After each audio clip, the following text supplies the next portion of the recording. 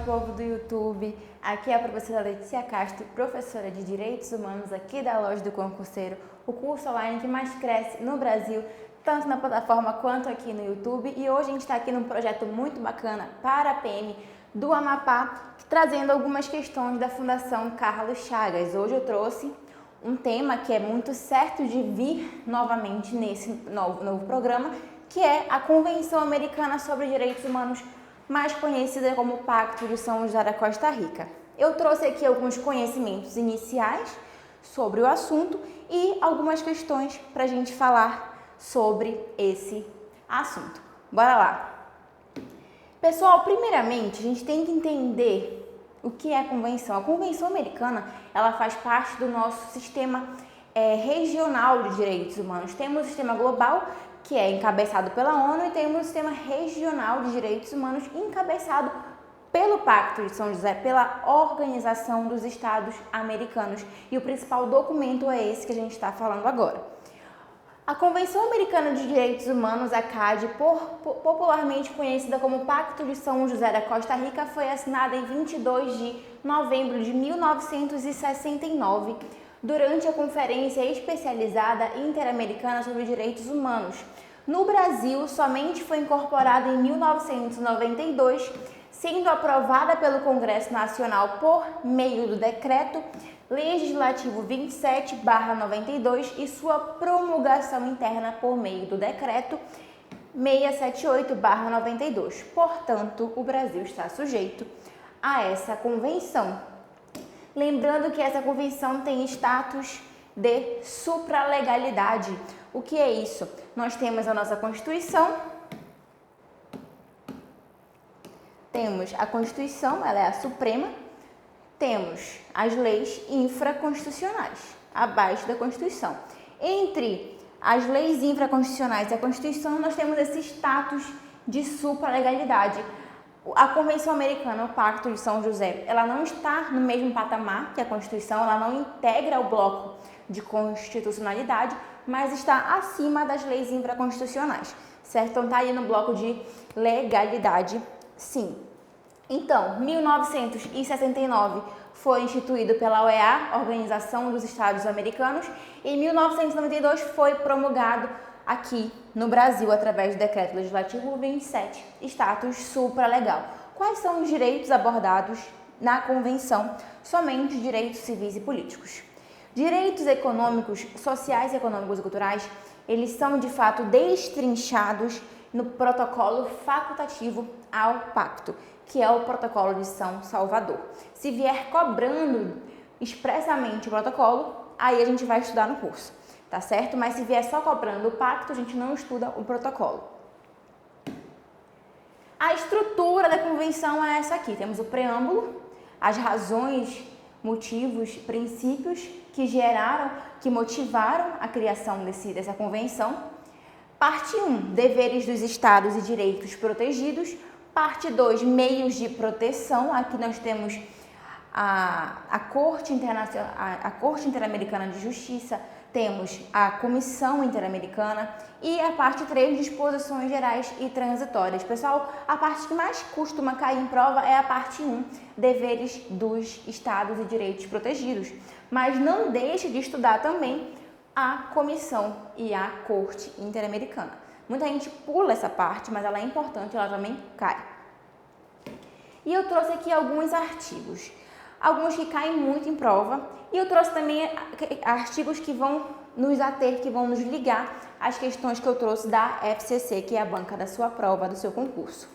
O artigo 4º, pessoal, é o artigo que mais eu vejo cair quando a gente fala do Pacto de São José da Costa Rica, porque ele fala do direito à vida, ele fala aqui da pena de morte, então olha só o que ele fala. O artigo 4.1, ele também cai. Por quê? Olha só como ele troca na hora da prova. As bancas gostam de fazer isso, eles trocam algum nomezinho ali e faz a questão estar errada. Se o aluno não estiver estudando, se o aluno não estiver lendo a lei seca, que é importante para a aprovação, ele vai errar. Então, olha só, toda pessoa tem um direito de que se respeite sua vida. Esse direito deve ser protegido pela lei e, em geral, desde o momento da concepção. A banca vai trocar e vai dizer que esse direito ele é protegido desde o momento do nascimento. Errado. É desde o momento da concepção já nos gera o direito à vida. Ninguém pode ser privado da vida arbitrariamente. Quando ele coloca arbitrariamente, quer dizer que pode haver sim a privação da vida. Tanto é que o Pacto de São José não aboliu a pena de morte. Olha o que ele fala sobre a pena de morte. Nos países em que não houverem abolido a pena de morte, esta só poderá ser imposta pelos delitos mais graves, em cumprimento de sentença final de tribunal competente e em conformidade com a lei que estabeleça tal pena, promulgada antes de haver o delito sido cometido. Tampouco se estenderá a sua aplicação a delitos aos quais não se aplique atualmente. Então essa é a regra, é isso que ele fala sobre a pena de morte.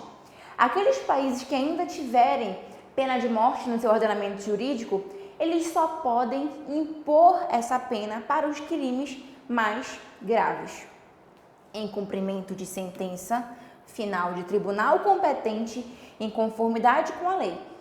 E outra, se determinado delito não estiver ali previsto pena de morte, aquele país que adentrar a convenção não poderá mais estender para esse delito a pena de morte.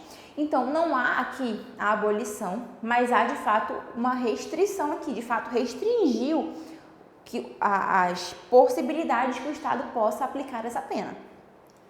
E outra, aquele Estado que resolver abolir a pena de morte no seu país, ele não vai poder restabelecê-la. O Brasil temos pena de morte aqui em tempo de guerra. O Brasil resolveu, vamos abolir a pena de morte aqui e tudo mais. Aí passou anos, é melhor a gente voltar. Não, bora colocar de volta aqui, bora fingir que não aconteceu nada. Não pode. Por quê? Porque o Brasil se submete à Convenção Americana de Direitos Humanos e ela fala no artigo 4.3 que não se pode restabelecer a pena de morte nos estados que a hajam abolido. Aboliu, não pode voltar mais atrás, tá certo? Em nenhum caso pode a pena de morte ser aplicado a delitos políticos nem a delitos comuns conexos com delitos políticos, somente para crimes comuns, delitos políticos nunca, tá? E as bancas adoram colocar isso. Não se deve impor a pena de morte à pessoa que, no momento da perpetração do delito, a banca coloca que é no momento da sentença. Errado. É no momento da perpetração, no momento em que ocorre o delito, a pessoa for menor de 18 anos ou maior de 70. Pessoal, é 70 anos, tá? Não é 60. Não é pessoa idosa. É aquela pessoa que for maior de 70 anos. Nem aplicá-la à mulher em estado de gravidez. Isso aqui, temos dois verbos distintos aqui. Não se deve impor ao menor de 18 e ao maior de 70. Ou seja, na hora em que o juiz for prolatar a sentença, ele não pode sentenciar o menor de 18 anos e o maior de 70 a pena de morte. No caso da grávida, você não pode aplicar a pena de morte a ela em estado de gravidez. O que isso quer dizer? Que o juiz pode impor a pena de morte à grávida. Como assim, professora? Pode. Impor quer dizer sentenciar. Vai sentenciar ali a mulher que está grávida. Mas o que não poderá ser feito? Não pode executar a pena de morte enquanto ela estiver grávida. É claro, a pena não passa da pessoa do delinquente. Se ela não passa, você não pode executar a pena de morte a uma mulher grávida, que você vai estar punindo duas pessoas. O bebê que está dentro da barriga dela. Então, o Estado vai aguardar o nascimento dessa criança para que possa prosseguir com o processo, com a execução penal, tá certo? Então, são dois verbos diferentes, são duas situações diferentes. Se estivesse organizando a prova, eu pegaria bem aqui, porque muita gente lê isso aqui e acha que não pode de jeito nenhum impor a pena de morte para a mulher grávida, tá errado? Eu faria isso se fosse a banca, tá? Então, se atente a isso aqui. Toda pessoa condenada à morte tem direito a solicitar anistia, indulto ou comutação da pena, os quais podem ser concedidos em todos os casos e não somente em alguns casos.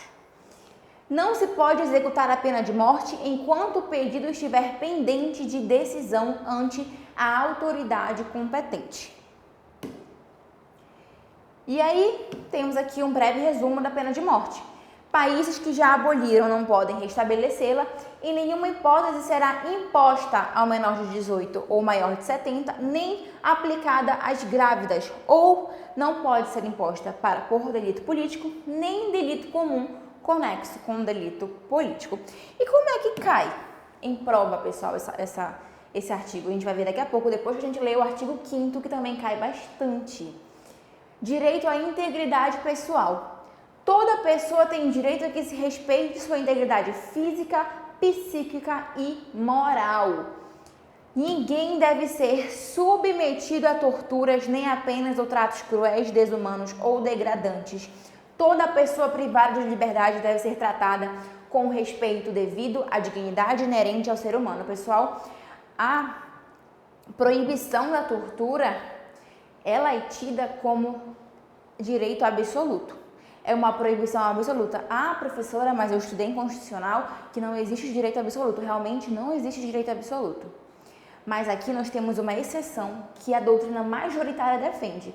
Tanto a proibição da tortura quanto a proibição da escravidão são tidas como absolutas.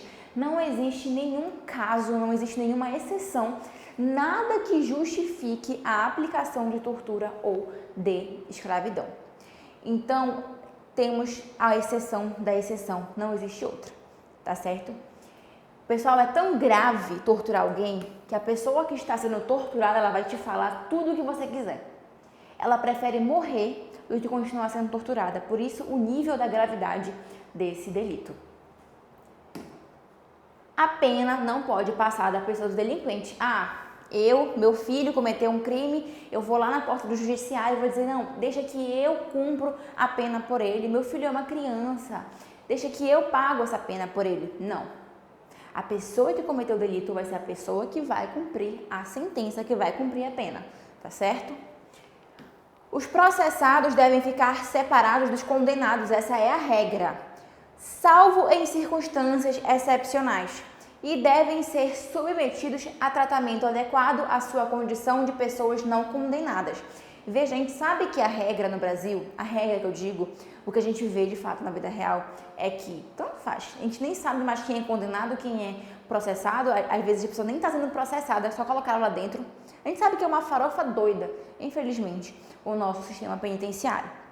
Mas na hora da prova você não pode ir pensando no que você vê no jornal, no que você vê numa série, o que você vê no seu celular. Você tem que pensar no que você estudou, no que você leu naquele documento. O que vale é isso. A prova vai lhe perguntar o que o Pacto de São José da Costa Rica fala e não o que acontece na sua cidade, tá certo? Então, em regra, os processados devem ficar separados dos condenados, salvo em situações excepcionais, tá certo?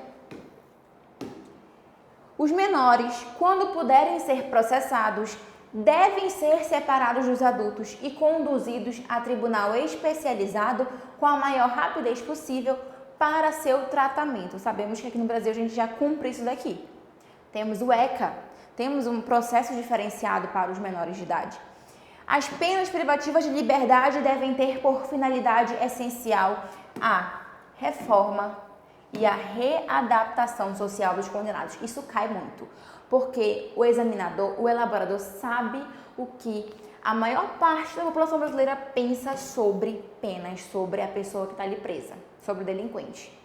Então, a maioria das pessoas defendem que a pena privativa de liberdade, ela é punitiva, é para punir aquela pessoa. A finalidade essencial é punir, é você afastar da sociedade, é você, enfim, 1000 coisas, menos a reforma e readaptação social.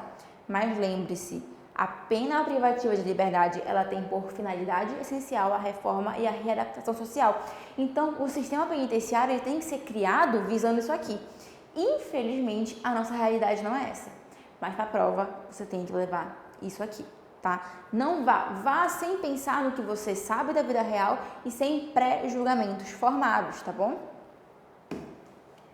Artigo 7, direito à liberdade pessoal. toda pessoa tem direito à liberdade e à segurança pessoais.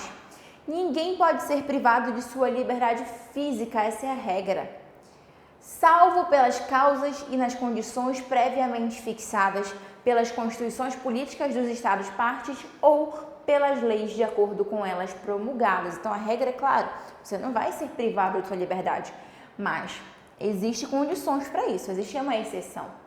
A exceção é se você cometer algum crime e tudo mais. Ninguém pode ser submetido à detenção ou encarceramento arbitrários. Eu sou um policial, um soldado, não gosto de fulano, vou lá dar voz de prisão para ele, vou deixar ele um pouquinho aqui na prisão, por um tempo só para dar um susto nele, depois eu tiro ele. Não pode, tá? Toda pessoa detida ou retida deve ser informada das razões da detenção e notificada sem demora da acusação ou das acusações formuladas contra ela. Veja que não existe prazo aqui. O pacto fala que é sem demora. A partir do momento em que a questão colocar um prazo, vai estar errado, tá? Então, se atente a isso aqui. Quem vai dar prazo é a legislação interna do país. Olha só, mais uma vez. Toda pessoa presa, detida ou retida deve ser conduzida sem demora à presença de um juiz ou outra autoridade autorizada por lei a exercer funções judiciais. E tem o direito de ser julgada em prazo razoável ou de ser posta em liberdade, sem prejuízo de que prossiga o processo. Sua liberdade pode ser condicionada a garantias que assegurem o seu comparecimento em juízo. Aqui nós temos a chamada, audiência de custódia. Temos uma questão sobre isso aqui, tá? Já temos no Brasil, demorou um bom tempo, mesmo a gente promulgando a convenção em 1992, demorou bastante para a gente colocar isso em prática, a audiência de custódia. Hoje nós já temos. Tá certo? Então, se atente a isso aqui. Mas veja, você vê que ele fala da audiência de custódia, ele não menciona o nome, claro, mas ele não dá prazo. Quem dá prazo é a legislação interna do país, é o direito processual penal. Toda pessoa privada de liberdade tem direito a recorrer a um juiz ou tribunal competente a fim de que este decida sem demora sobre a legalidade de sua prisão ou detenção e ordene sua soltura, se a prisão ou a detenção forem ilegais. Nos Estados partes cujas leis prevêem que toda pessoa que se vir ameaçada de ser privada de sua liberdade tem direito a recorrer a um juiz ou tribunal competente, a fim de que este decida sobre a legalidade de tal ameaça, tal recurso não pode ser restringido nem abolido. O recurso pode ser interposto pela própria pessoa ou por outra pessoa. Aqui nós temos, inclusive, o habeas corpus. Tá certo? Ele não pode ser restringido nem abolido. E, por fim, do artigo 7, ninguém deve ser detido por dívidas. Essa é a regra. Este princípio não limita os mandados de autoridade judiciária competente expedidos em virtude de inadimplemento de obrigação alimentar. Olha só, no Brasil, na Constituição, nós temos a previsão da prisão civil por dívidas, tanto do inadimplente de obrigação alimentar quanto do depositário infiel. Veja que o CAD, ele não colocou aqui o depositário infiel. Isso surgiu vários debates e foi até o STF, surgindo a súmula vinculante número 25, que fala que é ilícita a prisão civil de depositário infiel, qualquer que seja a modalidade de depósito. Pessoal, tá lá na Constituição, beleza. Mas quer dizer que automaticamente o depositário infiel vai ser preso ou precisa haver uma legislação infraconstitucional que venha regulamentando essa prisão? Precisa. Então, veja, não houve aqui a inconstitucionalidade da Constituição, isso não existe. Porém, houve a paralisação da norma, é o efeito paralisante da norma. Não é possível, por conta da supralegalidade,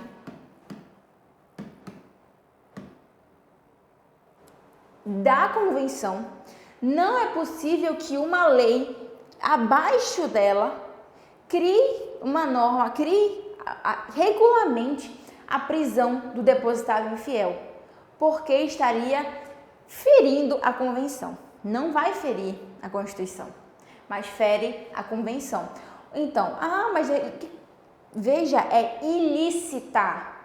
Ele não fala que é inconstitucional, são coisas diferentes. É ilícita, é ilegal, não tem como uma lei vir regulamentando isso aqui, tá certo? Então é o que chamamos de efeito paralisante da norma. Fixe isso na sua cabeça, porque tem banca, tem prova que cobra exatamente esse termo, tá certo? Por conta da supralegalidade da convenção. Como pode ser cobrado na prova tudo que a gente viu até agora? Primeira, questão de 2018. Segundo o que dispõe a Convenção Americana de Direitos Humanos, letra A, toda pessoa tem o direito de buscar e receber asilo em território estrangeiro em caso de perseguição por delitos comuns. Errado. E de acordo com a legislação de cada estado e com os convênios internacionais. Alguns artigos aqui a gente não vai ver aqui nesse encontro, mas na nossa aula, no nosso curso, a gente vê artigo por artigo, tá? Não é delitos comuns, delitos políticos. Olha só, artigo 22. Toda pessoa tem o direito de buscar e receber asilo em território estrangeiro, em caso de perseguição por delitos políticos ou comuns conexos com delitos políticos. Errado, letra A. B. É permitido se restabelecer a pena de morte nos estados que a hajam abolido? Errado. É vedado. Não se pode restabelecer a pena de morte nos estados que a hajam abolido. Artigo 4.3. Toda pessoa tem direito a um prenome e aos nomes de seus pais ou a de um destes. A lei deve regular a forma de assegurar a todos esse direito, mediante nomes fictícios, se for necessário. Perfeito. É o que fala o artigo 18. Direito ao nome. Toda pessoa tem direito a um prenome e aos nomes de seus pais ou a de um destes. Prenome é o nosso nome, Letícia. Qual é o nome dos meus pais? É o sobrenome que a gente chama aqui, tá? Letícia é meu prenome, Castro é o nome do meu pai. A lei deve regular a forma de assegurar a todos esse direito mediante nomes fictícios, se for necessário. A D fala que ninguém deve ser detido por dívidas, inclusive em relação aos mandados de autoridade judiciária competente expedidos em virtude de inadimplemento em obrigação alimentar. Errado, tá? Não é inclusive, na verdade é excluindo isso aqui. No caso do inadimplente de obrigação alimentar, pode sim ser expedido esse mandado. Artigo 7.7. E a letra E. As penas privativas da liberdade devem ter por finalidade essencial a retribuição ao mal causado pelos condenados. Errado. É a reforma e a readaptação social dos condenados, de acordo com o artigo 5º.6. Segunda questão, também de 2018. De acordo com o que dispõe a Convenção Americana, toda pessoa tem um direito de que se respeite sua vida. Esse direito deve ser protegido pela lei e, em geral, desde o momento da sua concepção. Veja como eles colocam, eles sempre mudam isso. Artigo 4º. Toda pessoa tem um direito de que se respeite sua vida. Esse direito deve ser protegido pela lei e, em geral, desde o momento da concepção e não desde o momento do nascimento. Não haverá penas de morte, salvo em casos de guerra declarada em nenhum... Pessoal, eu nem precisava ler o resto. Em algum momento, no artigo 4º, a gente lê que não haverá pena de morte? Não existe a abolição da pena de morte aqui. Tá errado, olha o que fala o artigo 4º. Nos países que não houverem abolido a pena de morte, ou seja, não abolir a pena de morte. Esta só poderá ser imposta pelos delitos mais graves em cumprimento de sentença final de tribunal competente e em conformidade com a lei que estabeleça tal pena, promulgada antes de haver o delito sido cometido. Tampouco se estenderá sua aplicação a delitos aos quais não se aplique atualmente. Então, errado. Ninguém deve ser detido por dívidas. Este princípio não limita os mandados de autoridade judiciária competente expedidos em virtude de inadimplemento de obrigação alimentar. Até aí está certo. E ao depositário infiel, errado. O erro está bem no final e é por isso que é importante você ler até o final. Não existe essa limitação ao depositário infiel. Ele não pode ser detido por dívidas. Não importa a modalidade dele. Artigo 7.7, ninguém deve ser detido por dívidas. Essa é a regra. Este princípio não limita os mandados de autoridade judiciária competente expedidos em virtude de inadimplemento de obrigação alimentar. Nada fala do depositário infiel e é por isso que surgiu a súmula vinculante número 25 do STF. Os processados devem ficar separados dos condenados, certo? Salvo em circunstâncias excepcionais, e devem ser submetidos a tratamento adequado à sua condição de pessoas não condenadas. Perfeito. Letra D é a nossa questão. Então veja que não é difícil. Quando você estuda, quando você lê, você acerta. As bancas, pessoal, elas cobram a literalidade das leis. Ctrl+C, Ctrl+V. Então é muito importante a leitura, você ouvir várias vezes isso, você ler em voz alta para você ler e escutar. Isso ajuda muito. Tá? Artigo 5º.4. Os processados devem ficar separados dos condenados, salvo em circunstâncias excepcionais, e devem ser submetidos a tratamento adequado à sua condição de pessoas não condenadas. Perfeito, a letra D. A letra E fala que toda pessoa tem direito à liberdade de consciência e de religião. Esse direito implica a liberdade de conservar sua religião ou suas crenças, ou de mudar de religião ou de crenças, bem como a liberdade de professar e divulgar sua religião ou suas crenças, individual ou coletivamente, exclusivamente em ambiente privado. Errado. É tanto em ambiente privado quanto em ambiente público. É o que fala o artigo 12. Esse direito implica a liberdade de conservar sua religião ou suas crenças, ou de mudar de religião ou de crenças, bem como a liberdade de professar e divulgar sua religião ou suas crenças, individualmente ou coletivamente, tanto em público como em privado. E aqui um breve resumo de como é o seu concurso, né, cargo soldado. A banca já foi contratada, a FCC, que é o intuito aqui, é o nosso foco da nossa aula.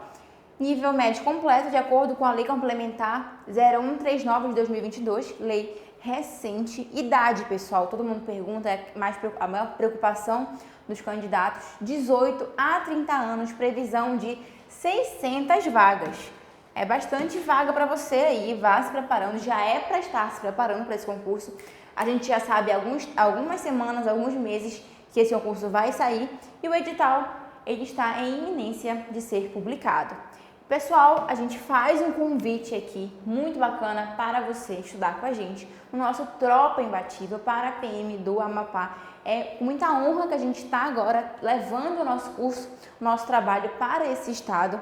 E aí nós temos aqui o nosso curso Tropa Imbatível com videoaulas de teoria e exercícios, 2 simulados, mais a apostila em PDF. Pessoal, obviamente vai ser atualizada pelo novo edital, se você comprar hoje.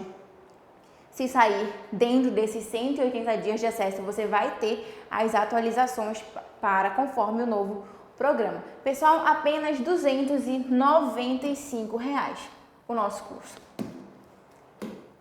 E temos uma promoção de lançamento, olha lá no nosso site, se eu não me engano, tá 270, 260, tá? Então, venha estudar com a gente, pessoal, tá muito bacana. As nossas aulas são completas, a gente destrincha cada assunto que está sendo cobrado para você.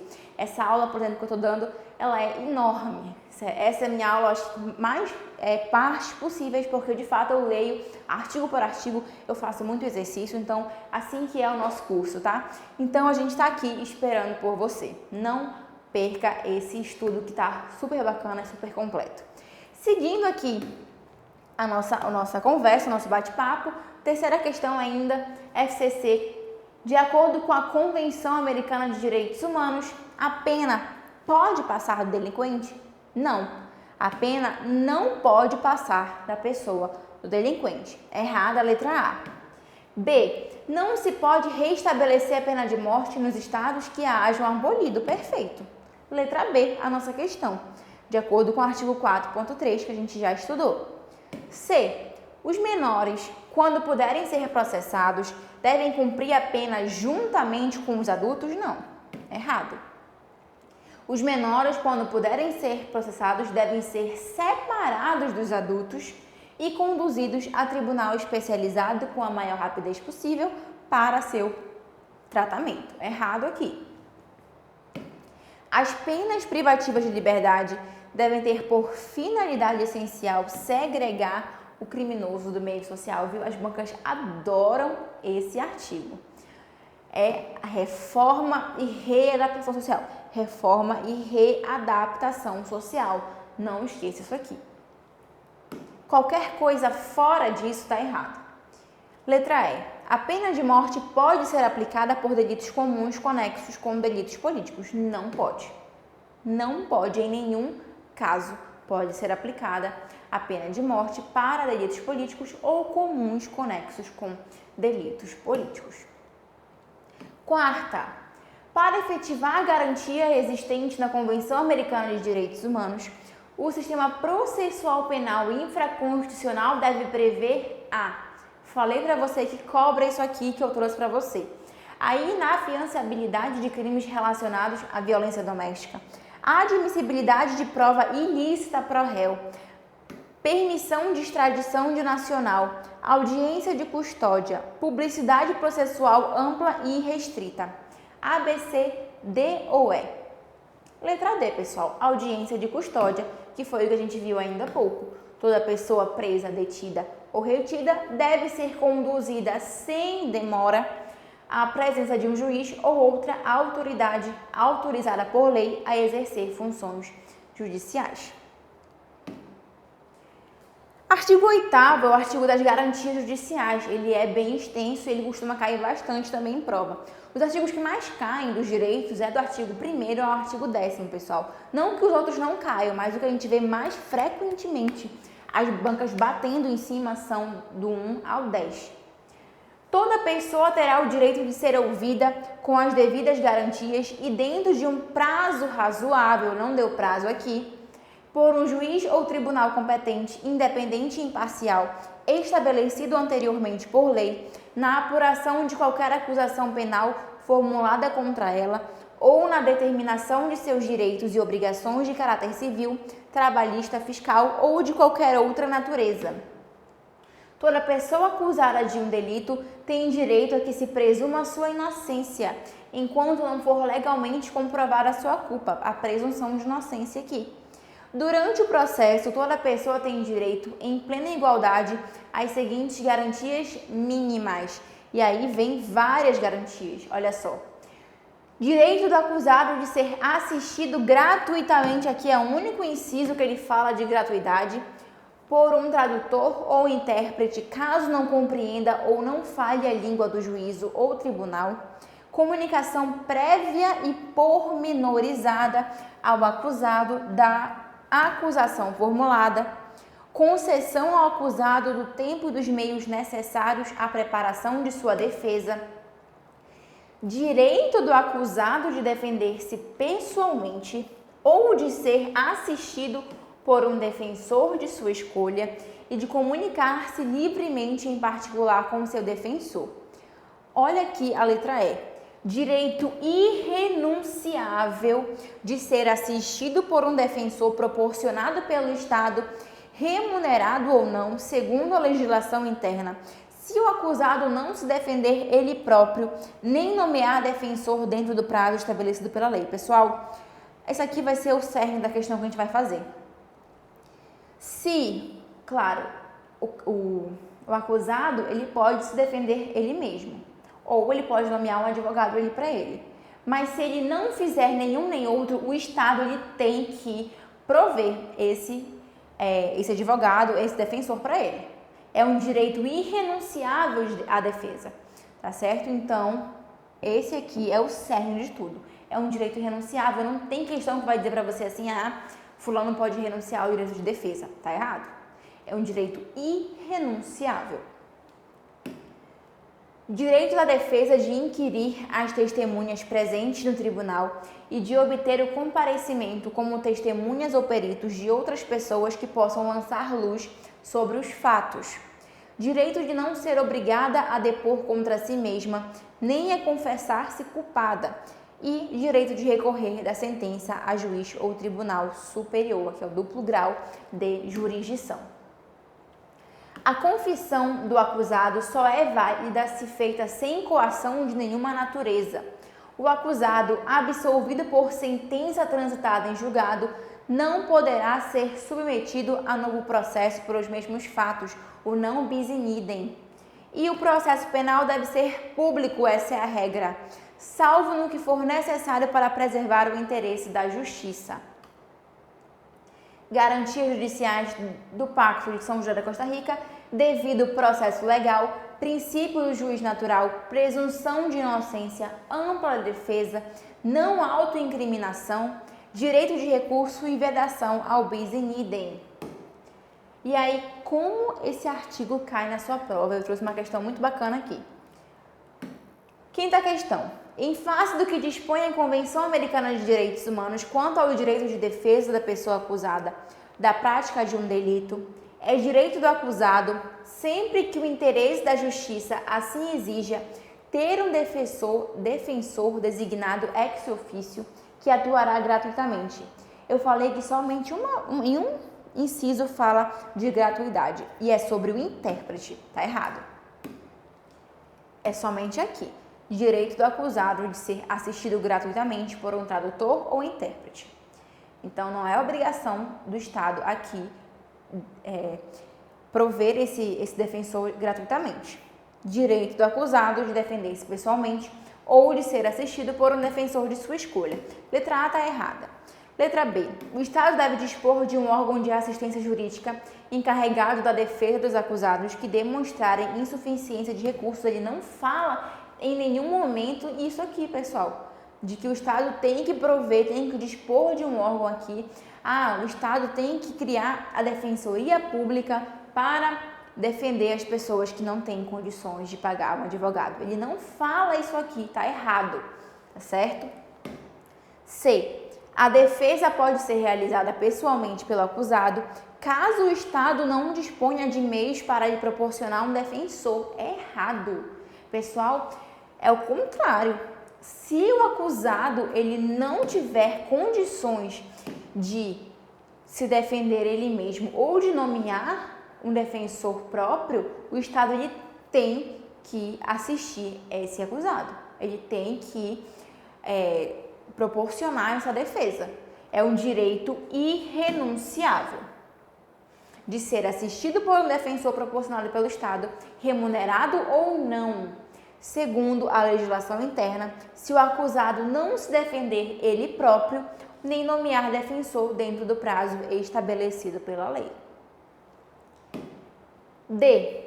A defesa pode ser realizada pessoalmente pelo acusado, caso ele seja tecnicamente habilitado e renuncie ao defensor indicado pelo... Não fala isso aqui, pessoal. Ele não fala que ele tem que ser tecnicamente habilitado. Quem pode trazer isso aqui é a nossa legislação, mas ele fala que ele tem direito de se defender pessoalmente. Portanto, letra E. É obrigatória a existência de defesa técnica fornecida pelo Estado caso o acusado não indique advogado de sua confiança e nem se defenda por si mesmo. Aqui, olha só, o direito do acusado de defender-se pessoalmente. Ele não fala que ele tem que ser habilitado tecnicamente, ou de ser assistido por um defensor de sua escolha e de comunicar-se livremente e em particular com o seu defensor. Tá? Então, é isso que traz o artigo 8 e é dessa forma que ele cai em prova. O artigo 9, nós temos o conceito de legalidade, o princípio da legalidade. A questão que eu trouxe aqui, ela pergunta como é que dispõe o princípio da legalidade de acordo com a Convenção Americana de Direitos Humanos. E é por isso que é muito importante a leitura do artigo, a leitura das leis que caem na sua prova, porque todas as alternativas podem estar certas quando você lê. Fala, não, mas isso aqui está certo. Mas o que aí o comando pede? O comando pede aquela lei ali. Então, eu tenho que lembrar o que exatamente fala aquela lei, aquele, enfim, decreto, aquela portaria e tudo mais. Ninguém poderá ser condenado por atos ou omissões que no momento em que foram cometidos não constituam um delito de acordo com o direito aplicável. Esse é o princípio da legalidade do Pacto de São José da Costa Rica. Tampouco poder-se-á impor pena mais grave do que a aplicável no momento da ocorrência do delito. Se, depois de perpetrado o delito, a lei estipular a imposição de pena mais leve, o delinquente deverá dela beneficiar-se. Aqui, a lei mais benéfica, ela retroage em prol do réu, em prol do condenado. Tá? Então, esse aqui é o nosso conceito. Olha só a questão que eu trouxe. Questão 6. O princípio da legalidade, conforme previsto no texto da Convenção Americana de Direitos Humanos, refere que, bora ler daqui, nenhuma declaração, tratado ou princípio internacional de direitos humanos pode se sobrepor à lei vigente no país onde dá a violação. Eu li isso aqui com você? Não. Errado. É dever de todos conduzir-se de acordo com a legislação vigente de seu país e abstendo-se de praticar toda conduta não autorizada em lei. É isso que fala o pacto? Não. Veja que quando você lê, você fica assim, não, mas está certo isso. Mas não é o Pacto de São José da Costa Rica que traz isso aqui. Ele traz que ninguém pode ser condenado por ações ou omissões que no momento em que forem cometidas não sejam delituosas, de acordo com o direito aplicável, letra A. Viu como é? Tem que ler, pessoal. Tem que ler isso aqui, tá? E a D fala que os direitos humanos se baseiam na lei natural histórica, segundo a qual todos os homens são dotados de dignidade e liberdade, não é o que traz o pacto. Apenas por meio de lei legitimamente aprovada será admitida a supressão ou limitação aos direitos humanos essenciais de natureza civil, política ou social. Errado, tá? Artigo 29. Veja que eu pulei bastante para a gente poder, de fato, ver as questões que a FCC já trouxe sobre esse assunto. O artigo 29 fala das normas de interpretação. Nenhuma disposição da presente convenção pode ser interpretada no sentido de permitir a qualquer dos estados partes, grupo ou indivíduo, suprimir o gozo e o exercício dos direitos e liberdades reconhecidos na convenção ou limitá-los em maior medida do que a nela prevista. Nunca pode você restringir o que está aqui. Você pode ampliar, mas restringir não. Limitar o gozo e exercício de qualquer direito ou liberdade que possam ser reconhecidos em virtude de leis de qualquer dos estados partes ou em virtude de convenções em que seja parte um dos referidos estados. Excluir outros direitos e garantias que são inerentes ao ser humano ou que decorrem da forma democrática representativa de governo. Excluir ou limitar o efeito que possam produzir a Declaração Americana dos Direitos e Deveres do Homem e outros atos internacionais da mesma natureza. Então, nenhuma disposição da presente convenção pode ser interpretada dessa forma aqui. E aí, olha como cai em prova. Questão número 7, questão de 2006, questão antiga, mais importante aqui para o nosso estudo. No que diz respeito à Convenção Americana de Direitos Humanos, a partir de suas regras, é possível afirmar que as normas da Convenção podem excluir outros direitos ou garantias inerentes ao ser humano? Não. Errado. As leis dos estados partes podem limitar o gozo ou exercício de direito ou liberdade previsto na Convenção? Não. As normas da Convenção podem excluir ou limitar o efeito que possam produzir outros atos internacionais da mesma natureza? Errado. As normas da Convenção não se aplicam a Estado organizado sob a forma federativa? Aplica-se sim. Errado aqui. As leis dos Estados partes podem ampliar o gozo ou o exercício de qualquer direito ou liberdade previsto na Convenção, para além do que ela prevê. Perfeito. Não pode restringir, mas ampliar você pode.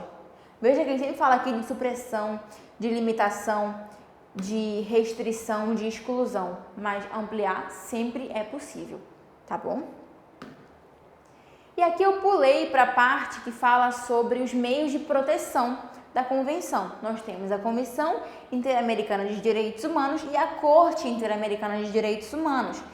A CAD, que é a comissão, a função é de promover a observância e a defesa dos direitos humanos nas Américas e servir como órgão consultivo da OEA. Aqui a natureza dúplice. A Corte Interamericana de Direitos Humanos, a função é zelar pela aplicação desse instrumento, bem como interpretar suas normas. Possui competência dupla, consultiva e contenciosa. Os estados podem consultar, como também pode ser partes no processo ali. Comissão, ela possui natureza dúplice, ela é o órgão tanto da OEA quanto da Convenção. Ela é um órgão permanente da Organização dos Estados Americanos e ela funciona como órgão convencional da Convenção Americana de Direitos Humanos. Instituída em 1959, sediada em Washington, D.C., nos Estados Unidos, isso aqui cai, tá? Onde é a sede de cada uma, e é um órgão principal e autônomo da OEA. A sede da Comissão Interamericana de Direitos Humanos, ela é nos Estados Unidos, em Washington, e da Corte é na própria Costa Rica. A Corte foi criada como o único órgão judiciário do Sistema Interamericano de Direitos Humanos. A Corte IDH é uma instituição autônoma, não sendo órgão da OEA. Somente a comissão é órgão da OEA. Ela é órgão tanto da OEA quanto da Convenção. Mas sim da Convenção Americana de Direitos Humanos. Tem sede em São José, na Costa Rica. Isso cai, pessoal. Fala assim que a Corte é em Washington e a Comissão é em São José, ou que as duas são em São José. Tá errado. O objetivo da Corte é zelar pela aplicação desse instrumento, bem como interpretar suas normas para alcançar seus objetivos, e foi atribuída à Corte uma competência dupla, consultiva e contenciosa. Artigo 33. São competentes para conhecer de assuntos relacionados com o cumprimento dos compromissos assumidos pelos Estados-partes nesta Convenção, a Comissão Interamericana de Direitos Humanos, doravante denominada a Comissão, ou a CID, e a Corte Interamericana de Direitos Humanos, doravante denominado a Corte ou Corte IDH. E aí, como é que cai a Corte e a Comissão? Eu trouxe aqui algumas disposições que eu não vou estudar com você aqui nessa aula, porque é um breve resumo, né, para você ver como é que a gente trabalha no nosso curso. Mas na nossa aula, como eu falei, eu falo artigo por artigo, eu destrincho, eu trago várias questões de diversas bancas, tá, para a gente poder estudar de forma completa os assuntos. A Convenção Americana sobre Direitos Humanos estabelece que são competentes para conhecer dos assuntos relacionados com o cumprimento dos compromissos assumidos pelos Estados-partes nesta Convenção, a Organização dos Estados Americanos e o Protetorado Regional de Direitos Humanos. Não, é Comissão e Corte, os órgãos da Convenção. Todas as Cortes Supremas dos Estados. Não. O Tribunal Penal Internacional e o Comitê Americano de Direitos Humanos. Nada a ver. O Alto Comissariado Latino-Americano e a Corte Federal de Direitos Humanos. Errado. Letra E. A Comissão Interamericana de Direitos Humanos e a Corte Interamericana de Direitos Humanos. Artigo 33. Nona questão. Questão de 2013, Defensor Público.